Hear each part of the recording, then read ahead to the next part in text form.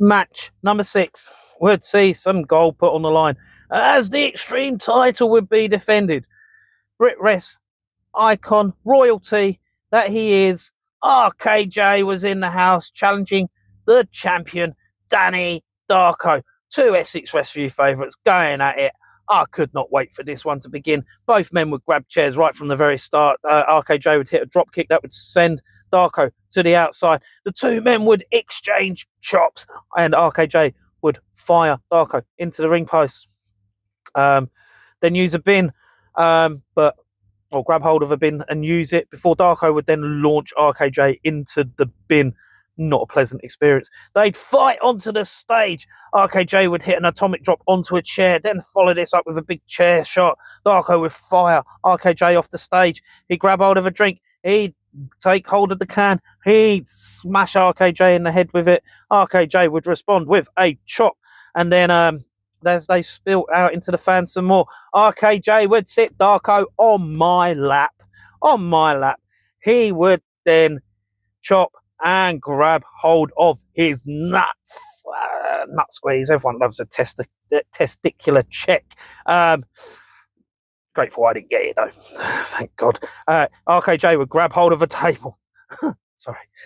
Just still thinking about Darko sitting on my lap. RKJ would grab hold of a table. He'd hit a second rope DDT for a near fall. He'd prop the table in the corner. You'd see a chop exchange for the 2. Then RKJ hit an absolutely brutal, vile chop. His chops. I'm here for it. Down Darko. He'd then hit a scoop slam. He'd head up top. He'd miss the 450. Darko would hit a lariat. Both men would be down. They'd both be on they'd both get out of chair, sit down on a chair. We'd see the bar fight. RKJ would flip. He'd absolutely unload. He'd hit a super kick to the chair into Darko's face. He'd look for a springboard, but Darko would respond with a super kick of his own. RKJ, though, getting back into things, would head up top. He'd hit a swanton for a near fall. Darko would hit the low blow, hit a Canadian Destroyer for a near fall. Oh, so much going on. RKJ would look for the cannonball with Darko on the table, but Darko would manage to dodge out the way and RKJ would go through the table. But things were not over at this point. RKJ would get back on top. He would hit the Rikishi driver and be crowned the new Xtreme champion. You'd see sportsmanship afterwards. The pair would shake hands after this brutal match.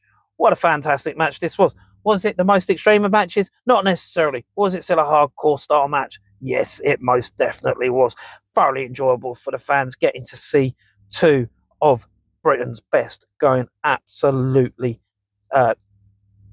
tooth and nail for it. You know, Darko, he's been a worthy champion. Love me some Darko, multiple time champion. You know, the man is extreme to the very limit. He's just he's one of the epitomes of extreme within the Brit Rest scene. He's just a fantastic performer. You know, he can wrestle as well as go extreme, and this is what I love about Darko. You know that he can hold his own against pretty much anyone, and he did push RKJ right to the very limits in this match, but he came up short in his title defense. RKJ, fantastic performance from him as always.